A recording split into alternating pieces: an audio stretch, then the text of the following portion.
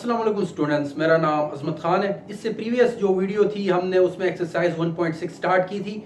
Exercise 1.6 का हमने question number 1 और क्वेश्चन नंबर 2 कर लिया था मेरे ख्याल से। हमने जरा मैं देख लेता हूँ, क्वेश्चन नंबर 1 और क्वेश्चन नंबर 2 कर लिया था। क्वेश्चन नंबर 1 में हमने क्या पढ़ लिया, हमने किसी भी गिवन लीनियर इक्वेशंस को मैट्रिक्स की शक्ल कैसे देनी है वो हमने कर लिया। अगर नहीं देखा जिसने मेरा वीडियो तो वो प्रीवियस वीडियो देख ले। और क्वेश्चन नंबर 2 में हमने लीनियर इक्वेशंस को विद द हेल्प ऑफ किस फार्मूले से, by using matrix inversion method से भी सॉल्व किया, वो भी मैंने करवा दिया। उम्मीद है आप लोगों को क्लियर हो गया होगा, जिनने मेरा प्रीवियस वीडियो देखा था उनको क्लियर हो गया होगा, और जिन्हें नहीं देखा वो देख ले। और अब हम करेंगे लीनियर इक्वेशंस गिवन होंगी, उसको हम करेंगे विद द हेल्प ऑफ किस मेथड से, क्रेमर्स रूल के जरिए से, क्रेमर्स रूल के जरिए से। क्वेश्चन नंबर 3, क्वेश्चन नंबर 3 और एक्सरसाइज 1.6। तो क्वेश्चन नंबर 3 में हमें कह रहे हैं क्रेमर्स रूल के जरिए से सॉल्व करना है। Solve the linear equations, solve the linear equations by using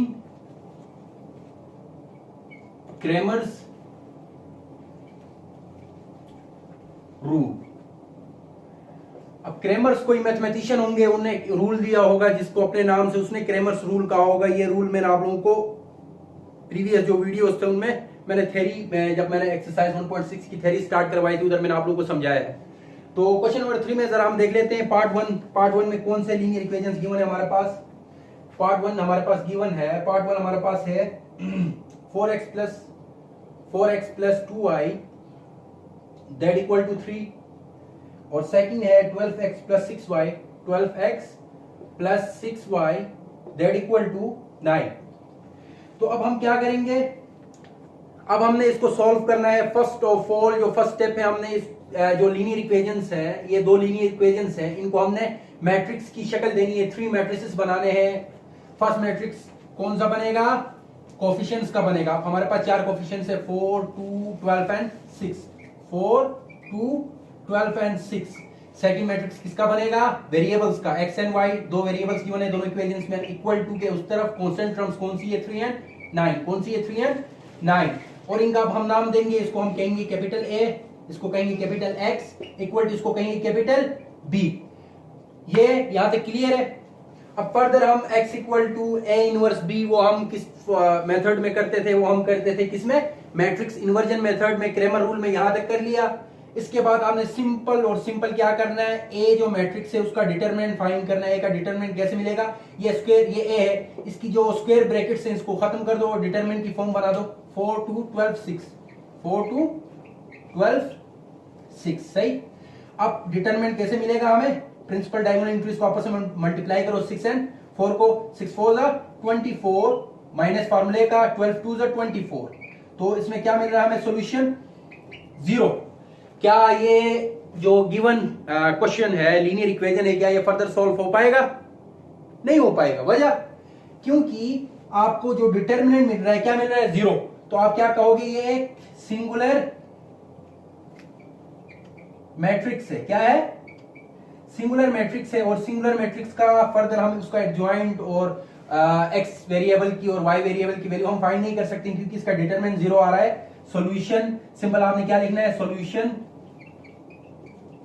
not possible. Clear है। अब हम चलते हैं पार्ट नंबर 2 की जानिब। पार्ट 2 हमारे पास है, दो लीनियर इक्वेशन से, क्या है, 4x plus 5y that equal to 13, और उसी तरह -8x plus 10y that equal to 18। Clear है।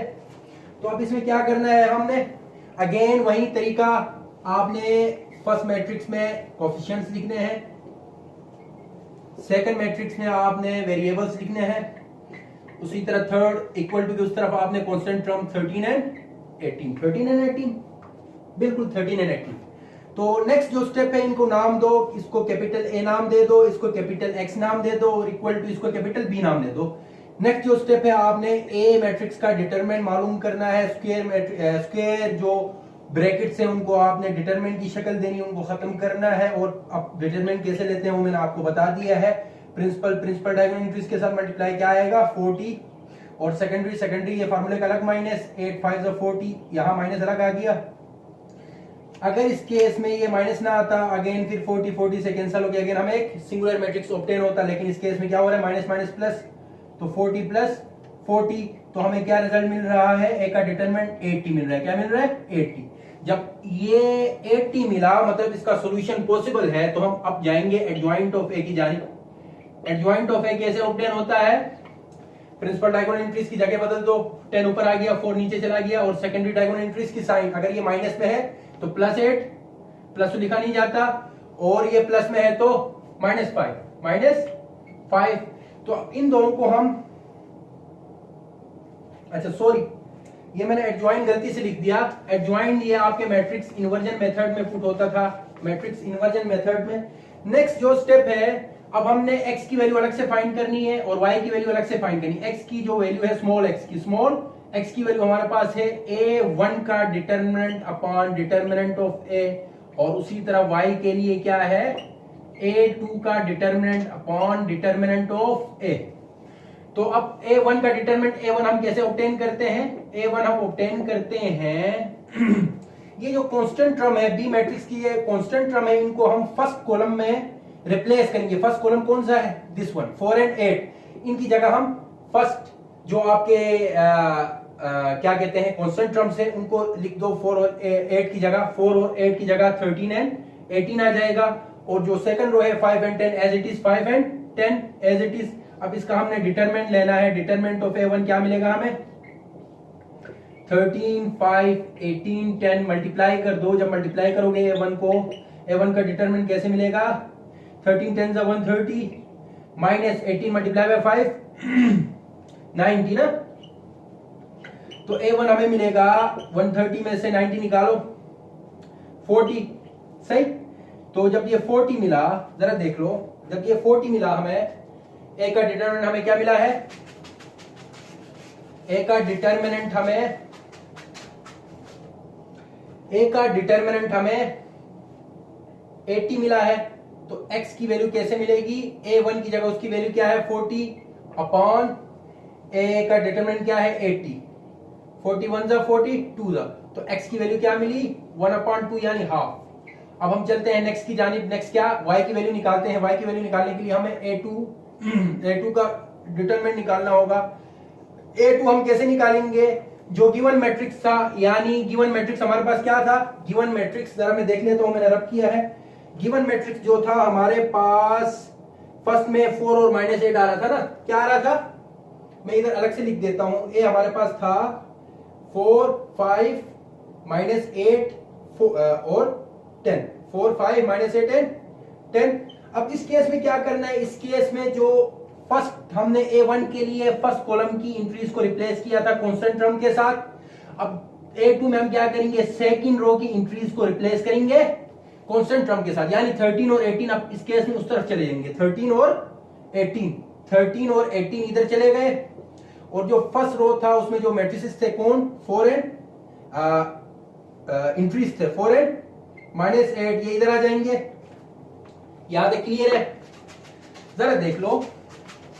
अब इस केस में क्या होगा, a2 का डिटरमिनेंट कैसे फाइंड होगा, इनको इससे मल्टीप्लाई, इसको इससे मल्टीप्लाई, 4 मल्टीप्लाई बाय 18 40 72 माइनस फार्मूले का अलग, 8 13 जा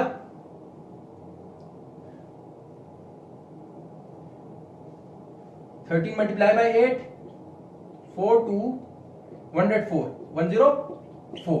जरा देख लो, तो इस केस में ये माइनस अलग, सही, माइनस माइनस प्लस 104।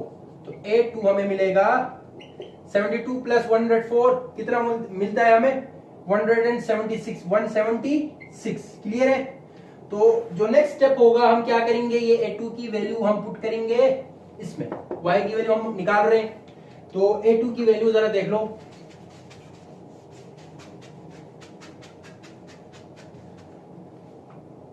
a2 की y इक्वल टू, a2 हमें क्या है, डिटरमिनेंट ऑफ a2 हमारे पास है 176 डिवाइडेड बाय ए का डिटरमिनेंट क्या था 80 था, बिल्कुल 80 था। तो अब इस केस में 2 कितने जा 2 8 16, तो 1 इधर कैरी 88 बिल्कुल डिवाइडेड बाय 2 कितने जा 2 40 जा, तो 40 इधर अगेन 2 से डिवाइड 44 अपॉन 20, अगेन 2 से डिवाइड 22 डिवाइडेड बाय 10, अगेन 2 से डिवाइड 11 अपॉन 5। क्या ये फर्दर कैंसिल हो रहे हैं? नहीं हो रहे। तो 11 अपॉन 5 ये जो है y की वैल्यू मिली, यानी वेरिएबल्स की वैल्यू क्या मिली, x के लिए हमें मिली थी, x के लिए मैंने लिखवा दिया था जो मिल रही थी हमें, x के लिए क्या मिल रही थी, x इक्वल टू हाफ, सही, और y के लिए 11 अपॉन 5। उम्मीद है क्वेश्चन नंबर 3 का पार्ट 2 आप लोगों को क्लियर हो गया होगा। अब हम चलते हैं पार्ट नंबर 3 की जानिब।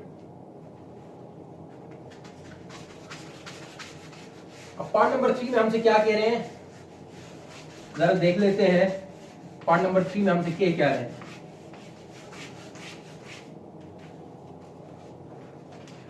अच्छा, पार्ट नंबर 3 पॉइंट्स में दिया है।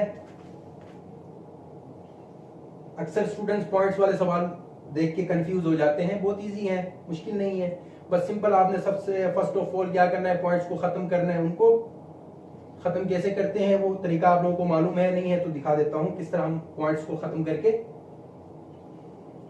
सिंप्लीफाई करते हैं। सही, जरा देख लो, फर्स्ट ऑफ ऑल इनको सिंप्लीफाइड फॉर्म में लिखो। कैसे? अब 0.6 है, मैं आप लोगों को मालूम है जैसे कि कोई भी इक्वेशन, जैसे भी कोई भी सवाल, कोई भी नंबर हो पॉइंट में हो, तो पॉइंट आप लोगों को मालूम है पॉइंट खत्म कैसे करते हैं। पॉइंट को खत्म करते हैं एग्जैक्ट पॉइंट के नीचे हम 1 लिखते हैं, और पॉइंट के बाद राइट साइड में जितने भी डिजिट्स हो, अगर 2 डिजिट्स हैं तो 2 0 1। अब इस केस में कितना डिजिट, एक ही डिजिट है, क्या है 6 है, तो एक ही 0 आएगा, तो ये क्या बन जाएगा 6 अपॉन 10, क्या बन जाएगा 6 ओवर 10 x प्लस, अब इस पॉइंट को खत्म करो 8 over 10 y that equal to 3, और उसी तरह 8 over 10 x minus 6 over 10 y that equal to 2। अच्छा, इनको फर्दर सिंप्लीफाई करना है। 2 3 6, 2 5 10, 2 4 8, 2 5 10, 2 4 8, 2 5 10, और 2 3 6, 2 5 10। तो ये फर्दर सिंप्लीफाई होके क्या बन गया, हमें क्या रिजल्ट मिला, हमें जो रिजल्ट मिला जरा देख लो, हमें रिजल्ट मिलता है 3 over 5x plus 4 over 5y that equal to 3, और 4 over 5x minus 3 over 5y that equal to 2। Clear है यहां तक? जरा देख लो, अब जो नेक्स्ट स्टेप होगा, हमने इनको मैट्रिक्स की शक्ल देनी है या एलसीएम लेके, चलो फर्दर सिंप्लीफाई करते हैं, इनको फर्दर सिंप्लीफाई करते हैं। इनको फर्दर कैसे सिंप्लीफाई करेंगे, इधर 5 एलसीएम आ जाएगा, सही, जब 5 एलसीएम आएगा तो दोनों के नीचे 5 है, तो ऊपर कोई चेंजिंग नहीं होगी, 3x plus 4y that equal to 3, और ये फर्दर आगे जाके क्या होगा 3x plus 4y that equal to, ये 5 डिवाइड में तो जाके मल्टीप्लाई 3 से मल्टीप्लाई होगा तो क्या बन जाएगा 15। एक इक्वेशन ये बन गई सिंपल होके। नेक्स्ट में अगेन एलसीएम लोगे 5 का, तो दोनों किनके x के साथ भी डिवाइड में 5 है, y के साथ भी डिवाइड में 5 है, तो ऊपर अगेन इधर भी चेंजिंग नहीं है कि 4x minus 3y that equal to 2, और ये क्या होगा 5 इधर मल्टीप्लाई होगा तो क्या बन जाएगा 4x minus 3y that equal to 5 to the 10। आप लोग सिंपल पॉइंट वे में भी कर सकते थे, पॉइंट की शक्ल में, पॉइंट को कन्वर्ट नहीं करके इस वे में भी आप लोग सॉल्व कर सकते हो, लेकिन आप लोगों को मसला ना हो तो मैं सिंपल वे में सॉल्व कर रहा हूं। तो अब ये इक्वेशंस क्या बन गई, 3x plus 4y that equal to 15, और उसी तरह 4x minus 3y that equal to 10। Clear है? अब आपने ये गिवन लीनियर इक्वेशंस को जो सिंपल हमने बनाया, सिंपल शो करके मैंने दिखाया, इनको अब आपने क्या करना है, मैट्रिक्स की शक्ल देनी है। 3 मैट्रिसेस अगेन आप बनाओगे, एक के लिए, एक मैट्रिक्स कोएफिशिएंट्स के लिए है, सेकंड मैट्रिक्स आपके किसके लिए है, वेरिएबल्स के लिए, और थर्ड मैट्रिक्स कांस्टेंट टर्म्स के लिए। कोएफिशिएंट्स क्या है 3 4 4 माइनस 3, और उसी तरह x एंड y वेरिएबल है, 15 एंड 10 कांस्टेंट टर्म है।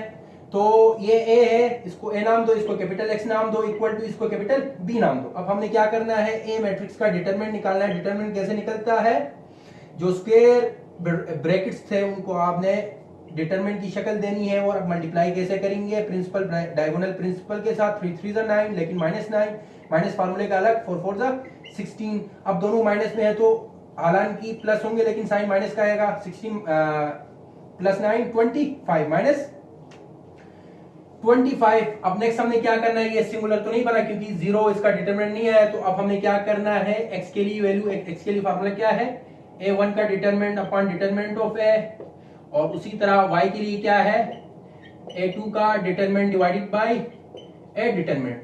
तो अब a के लिए x की वैल्यू निकालने के लिए सब फर्स्ट ऑफ ऑल हमने a1 फाइंड करना है और उसका डिटरमिनेंट फाइंड करना है। a1 कैसे मिलेगा, आपका जो फर्स्ट रो है 3 और 4 इसको रिप्लेस करेंगे 15 और 10 से, कांस्टेंट टर्म से 15 और 10 और 4 -3। जरा देख लो इसका रिजल्ट क्या मिलता है हमें, 15 मल्टीप्लाई बाय 3 क्या होता है 45, लेकिन -45, 10 मल्टीप्लाई बाय 4 माइनस फार्मूले का 40, सही। तो a1 का डिटरमिनेंट कैसे मिलेगा, माइनस, दोनों माइनस में है तो आपस में प्लस होंगे तो क्या बन जाएगा 95, लेकिन -95। अब इसको हम पुट करते हैं इधर, तो x की वैल्यू हमें क्या मिलेगी, x की वैल्यू हमें मिलेगी, जरा देख लो, -95 a1 determinant upon determinant of a हमारे पास क्या था, -25 -25 माइनस माइनस कैंसिल, 5 कितने जा 5 19 जा और 5 5 जा, फर्दर डिवाइड हो रहे नहीं हो रहे, तो x की वैल्यू क्या मिली 19/5। और अगर इसको पॉइंट्स में लाना चाहते हो, अगर बुक में पॉइंट्स में दिया है तो जरा देख लो, आप डिवाइड करके कर लो, 5 19 5 3 जा 15, अच्छा 15 आ गया, बच गया 4, पॉइंट लगाओ 0 बढ़ाओ, 5 8 जा 40, तो इसका आंसर फर्दर इस तरह भी दे सकते हैं आपकी बुक में 3.8। तो कंफ्यूज नहीं हो जाना सर, आपने तो 19/5 लाया, 3.8 भी इसका आंसर है अगर फर्दर इसको सॉल्व करते हो। क्लियर हो गया। तो अब हमने करना क्या है, नेक्स्ट जो पार्ट है ये -25 है, इसको याद रखना। अब नेक्स्ट जो है हमने क्या निकालना है, अब हमने निकालना है y का, y के लिए आपने a2 का डिटरमिनेंट फाइंड करना है। a2 का डिटरमिनेंट कैसे मिलता है, डिटरमिनेंट अब इधर ये 3 और 4 तो एज इट इज आएंगे, लेकिन सेकंड जो रो है, सेकंड रो 4 और -3 इसको रिप्लेस करेंगे, कांस्टेंट टर्म क्या है 15 और 10 है, तो इसका डिटरमिनेंट कैसे मिलेगा, आपने प्रिंसिपल डायगोनल एंट्रीज को मल्टीप्लाई करना है और सेकेंडरी के साथ, 10 3 30 माइनस फार्मूले का 4 15 60, सही। तो आपका आंसर जो आएगा क्या आएगा 30 -60 -30, तो ये हमें मिला a2 का रिजल्ट। अब इसको हम कहां पुट करेंगे, इसको हम पुट करेंगे, जरा देख लो y की क्या वैल्यू है, a2 determinant of a2 upon determinant of a, determinant of a2 upon determinant of a, y equal to determinant of a2 क्या मिला -30, डिटरमिनेंट ऑफ a क्या था हमारे पास -25 था, बिल्कुल -25, माइनस माइनस कैंसिल, 5 5 25 5 6 30, क्या ये फर्दर डिवाइड हो रहे हैं, ये कैंसिल तो नहीं होते, डिवाइड हो सकते हैं, 5 बाहर 6 अंदर, 5 को हम क्या कहते हैं इस केस में डिवाइडर, इसको हम कहते हैं डिवाइडेंड, ऊपर जो आंसर है उसको हम क्या कहते हैं नीचे है इसको हम रिमाइंडर कहते हैं, और ऊपर जो आ जाए इसको हम इंडेक्स कहते हैं ना। क्लियर है, जरा देख लो, 5 1 जा 5, 1 बचा, पॉइंट लगाओ 0 बढ़ाओ, 5 2 जा 10 1.2, तो एक वैल्यू तो ये है, अगर बुक में ये भी दे सकते हैं वैल्यू आई की क्या 1.2। तो उम्मीद है आप लोगों को क्वेश्चन नंबर 3 का पार्ट नंबर 3 भी क्लियर हो गया होगा। अब हम चलते हैं पार्ट नंबर 4 की जानिब। अब पार्ट नंबर 4 में हमसे क्या कह रहे हैं जरा देखते हैं।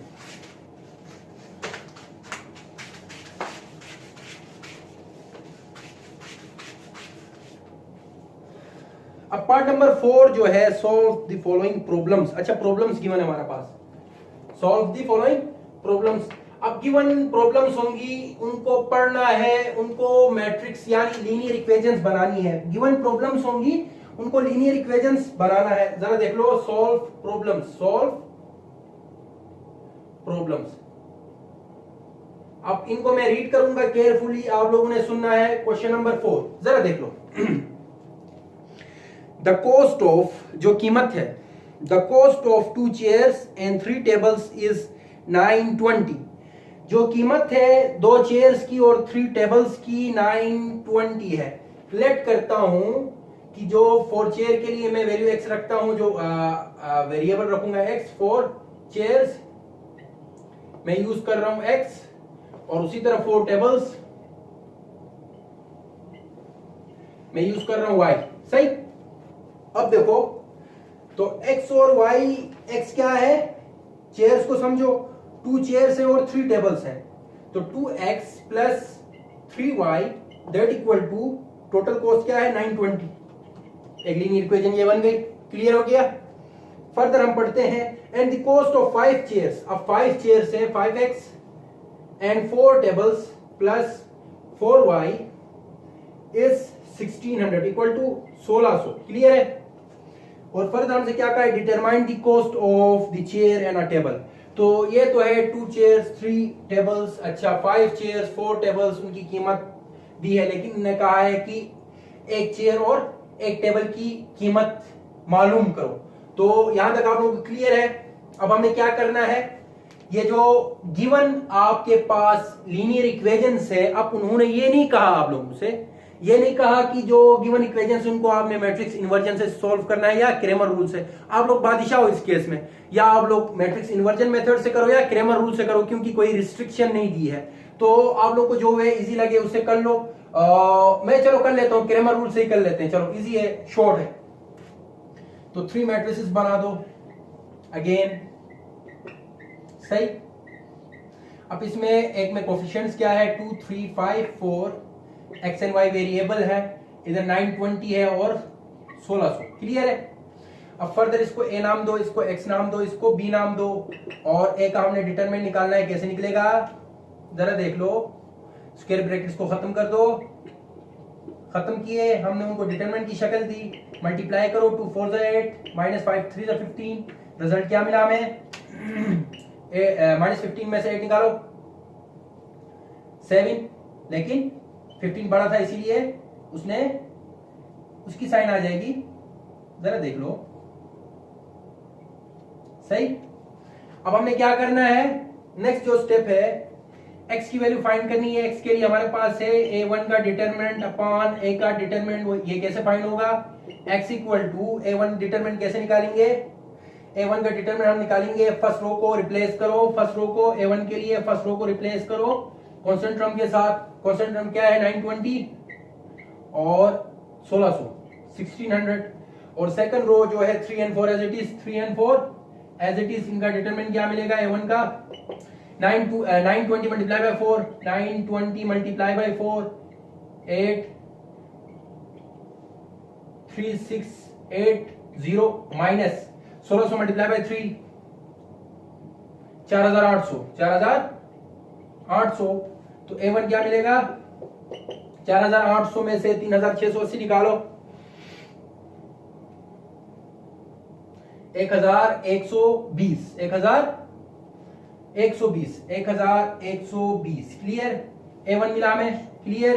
तो अब इधर पुट करते a1 की जगह उसकी वैल्यू 1120 डिवाइडेड बाय a का डिटरमिनेंट क्या मिला था -7, तो ये डिवाइड करके देख लो क्या मिलता है, इसको डिवाइड करते हैं, जो वैल्यू मिलेगी आप लोग देख लेना, मेरे पास कैलकुलेटर नहीं है, इसको डिवाइड करके देख लेना।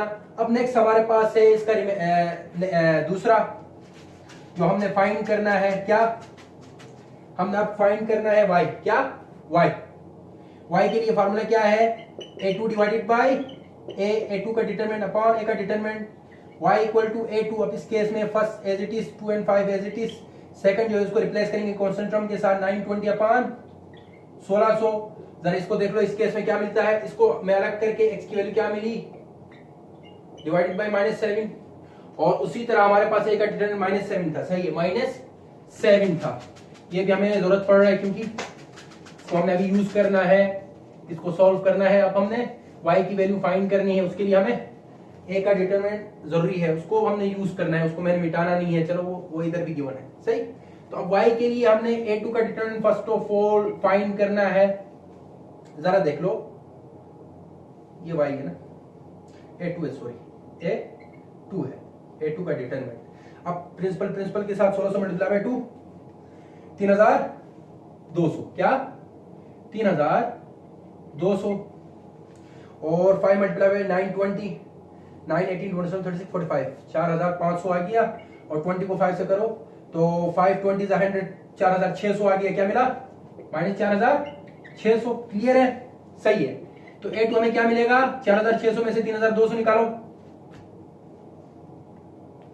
1400 -1400, तो इसको हम कहाँ पुट करें, इस वैल्यू पे y की वैल्यू मिलेगी y इक्वल टू A2 की जगह -1400 अपॉन -7 माइनस कैंसल। तो इधर जरा देख लेते हैं, 7 2 14, 200 आ सकता है, सही। तो इसको भी सॉल्व करो, तो इसको सॉल्व करके देख लो। तो उम्मीद है आपको फर्स्ट जो प्रॉब्लम थी उसको किस तरह हमने लीनियर इक्वेशन बनाया और किस तरह हमने उसको सॉल्व किया क्लियर हो गया होगा। तो नेक्स्ट फर्दर पार्ट्स, ये थोड़ा लेंथी है, नेक्स्ट पार्ट्स दिए पार्ट 2, पार्ट 3, पार्ट 4।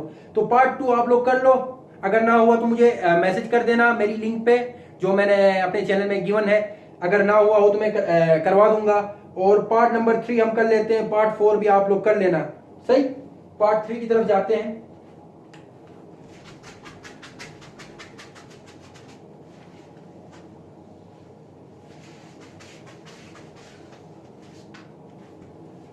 पार्ट 3 हमें क्या दिया है, पार्ट 3 दिया है the cost of 3 dozen eggs and 4 dozen oranges is 560।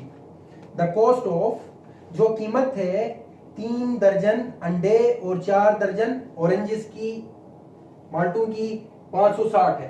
तो 4x हम यूज करते हैं क्या, x, और 4 ऑरेंजेस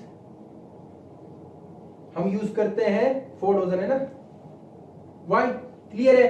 अब उन्होंने कहा है the cost of 3 dozen x, 3x, जरा मैं साइड में लिख देता हूं, 3x and 4 dozen plus 4y that equal to कीमत कितनी है 560।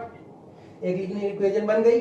और सेकंड जो दिया है द कॉस्ट ऑफ 4 डजन, अब इस केस में 4x होगा एंड 5 डजन प्लस 5y होगा is 730। What is the cost per dozen of each item, per dozen के लिए यानी एक दर्जन के लिए क्या कीमत होगी, यानी x और y की वैल्यू सिंपल अगेन आपने फाइंड करना है।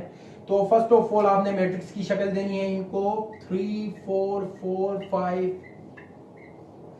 x and y equal to constant terms 560 730, clear है। तो ये इसको हमने नाम दिया a, इसको नाम दिया कैपिटल X, इसको नाम दिया कैपिटल D। तो a का आपने डिटरमिनेंट निकालना है। डिटरमिनेंट कैसे निकालते हैं, first of all square brackets को खत्म करो, उनको क्या करो, उनको आप लोग मैट्रिक्स डिटरमिनेंट की शक्ल दो। उसके बाद 5 3 15 माइनस 4 4 16, जो वैल्यू मिलेगी a का डिटरमिनेंट की क्या मिलेगी -1, क्लियर है। नेक्स्ट केस में x की वैल्यू हमने निकालनी है determinant of a1 divided by a, हम क्रेमर रूल कर रहे हैं। तो इसमें हमने फर्स्ट ऑफ ऑल क्या निकालना है, हमने a1 का डिटरमिनेंट कैसे निकालना है, फर्स्ट रो को रिप्लेस करो कांस्टेंट टर्म के साथ, क्या है हमारे पास 560 एंड 730, 560 730, और सेकंड रो क्या था 4 एंड 5। अब इस केस में मल्टीप्लाई करो आप लोग, a1 that equal to 560 multiply by 5 2500, 5 5 25 2500 हो गया ये, और 60 है 6 5 30 2800, और उसी तरह माइनस फार्मूले का 7 4 28 2800, तो ये हो गया, और 3 4 12 2920 आ गया। तो इस केस में जो a1 का डिटरमिनेंट क्या मिलेगा हमें 120, लेकिन माइनस इसको पुट करो, x की वैल्यू मिलेगी आपको x equal to -120, determinant of a क्या मिला था हमारे पास -1। तो माइनस माइनस कैंसल, 1 ने कोई फर्क नहीं पड़ना है, 1 ने कोई चेंजिंग नहीं लानी है। तो 120 आंसर है x के लिए। एक दर्जन अंडे कितने हो गए, उनकी कीमत क्या है 120 है। तो जो आजकल पाकिस्तान में आजकल 120 तो नहीं चल रही है, काफी ज्यादा कीमत हो गई है, मेरे ख्याल से 200 समथिंग पे जा रही है अंडों की कीमत। तो ये तो पुराना क्या था, पुरानी वैल्यूज थी। तो खुशपहनी जरा देखते हैं हम नेक्स्ट केस में। अब हमने निकालना है y के लिए फार्मूला क्या है, a2 का डिटरमिनेंट अपॉन a। अब a2 हमने फाइंड करना है, a2 का डिटरमिनेंट कैसे मिलता है, रिप्लेस करो किनको, आपकी सेकंड जो रो है 4 एंड 5 को कांस्टेंट टर्म के साथ, फर्स्ट रो तो एज इट इज 4 एंड 5 560, और 7 30, सही। जरा देख लो A2 कैसे मिलेगा। A2 हमें मिलेगा जब हम 3 को 730 से मल्टीप्लाई करेंगे, 7 3 21, 2100 हो गया, 3 3 9, 2190, 2190 माइनस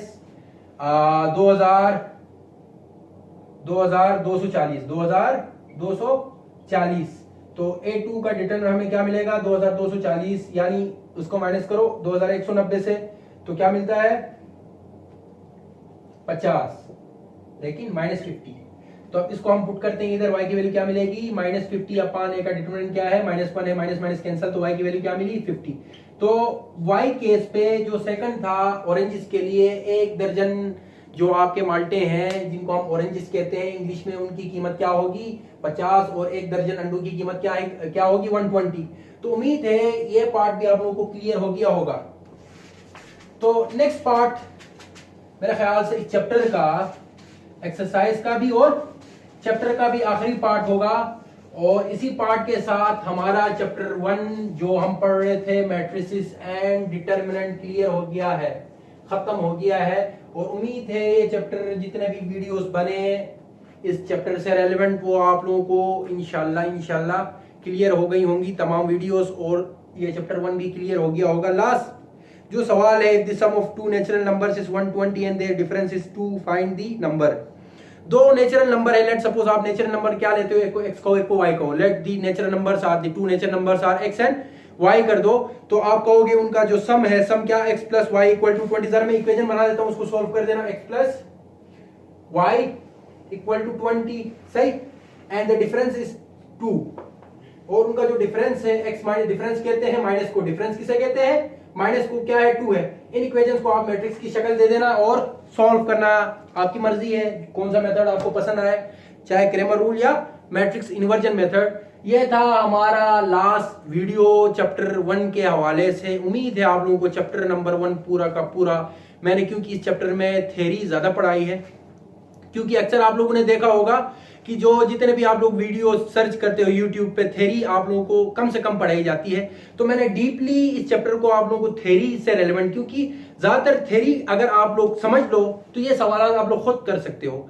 बाकी सवाल को हल करना कमाल नहीं है। मैथ अगर आपने अपनी स्ट्रॉन्ग बनानी है तो जितनी मैंने थ्योरीज पढ़ाई हैं उनको डीपली समझो, उनको समझो, उनका जो कॉन्सेप्ट मैं बता रहा हूं उसको क्लियर करो, उस तरह आप लोगों का कॉन्सेप्ट क्लियर होगा। जब कॉन्सेप्ट क्लियर होगा, जो सवालात हैं वो आप लोग चुटकी में कर सकते हो। तो मुझे इजाजत दीजिए, इजाजत देने से पहले जरा मेरे चैनल को लाइक करें, शेयर करें, सब्सक्राइब करना ना भूलें। तो मुझे आप इजाजत दीजिए, अल्लाह हाफिज।